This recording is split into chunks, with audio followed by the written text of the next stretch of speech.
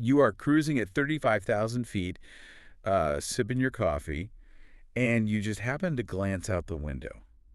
Right there in the glass, you spot a tiny pin-sized hole.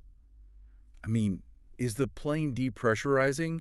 Are you in danger? It is exactly the kind of detail that makes your heart just, skip a beat when you're hurtling through the sky in a metal tube. Oh, absolutely. Welcome to today's deep dive, everyone. Yeah. We are looking through some really fascinating aerospace engineering schematics and, well, flight safety manuals that you sent over to unpack the complex engineering hiding in seemingly simple designs. Yeah, and you will definitely want to stick with us until the end of this discussion. We are going to uncover how this microscopic flaw in your window is actually a critical life-saving mechanism. Which is wild, right? Because intuitively, finding a hole in a pressurized aircraft feels a lot like finding a screen door on a submarine. I mean, how does this not result in an immediate catastrophic failure? To understand that, we really have to look at the cross sections in those engineering schematics. An airplane window isn't just, one thick pane of glass sitting between you and the stratosphere. Okay. It actually consists of three completely distinct layers of a super strong acrylic material. Okay, so three layers. That means an inner, a middle, and an outer pane. Exactly. And that tiny pinhole, which aerospace engineers actually call a bleed hole, is placed exclusively in that middle layer. The outermost pane itself is completely solid. Wait, hold on. I'm looking at this diagram, and I just have to be the skeptic here for a Good second. for it. If there is a literal hole in that middle layer, why isn't our pressurized, breathable cabin air just, I don't know, whistling right through it into the sky? How does poking a hole in the structural glass prevent a blowout at 35,000 feet? Well, think about the massive atmospheric forces at play here.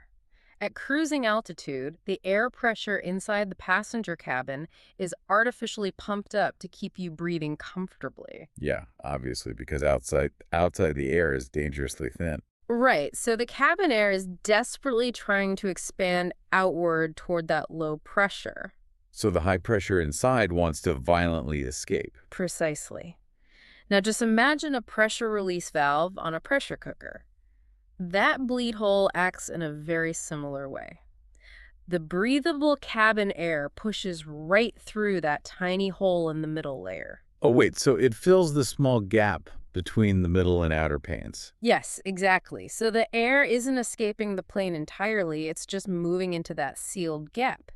And by allowing air to flow through the hole, it completely balances the pressure on both sides of the middle pane. Ah, I see. So because the pressure is equalized, that middle layer isn't bearing any of the massive physical load of the cabin's pressure at all. You nailed it. It naturally transfers all of that brute force directly to the thick, solid outermost pane. Which obviously is specifically engineered to handle that extreme stress. Yeah, the outer pane takes the entire brunt of the atmospheric difference, and the middle layer stays completely stress-free. It's basically just resting there as a fail-safe, just in case the outer pane ever gets damaged. That makes perfect sense when you explain the actual fluid dynamics of it. But there's something else I noticed in the safety manuals that I absolutely love. Oh, the secondary benefit. Yeah. So that same air moving through the bleed hole carries moisture, right? By regulating the airflow and temperature between those panes, it actively prevents condensation. Which is huge because it keeps the window from freezing or just completely fogging over. Exactly. So this brilliant little pressure balancing act guarantees you can actually enjoy the view without condensation completely blocking out the clouds.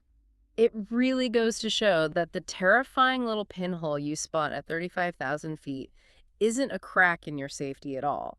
It is just an elegantly simple, microscopic pressure valve, making sure your outer shield never shatters. It is incredible how much invisible engineering we just, rest our heads against while trying to take a nap. It definitely makes you wonder, though. Next time you fly, what other entirely invisible, brilliantly simple engineering choices are silently keeping you safe in the sky? Oh, that is a great thought for you to chew on the next time you're just waiting on the tarmac. Thank you so much for your time today, everyone, and we highly request that you revisit King's Academy for more knowledge. Yeah, and please let us know your opinion in the comments section. Definitely. We read all posted comments, and we will reply to you as soon as possible.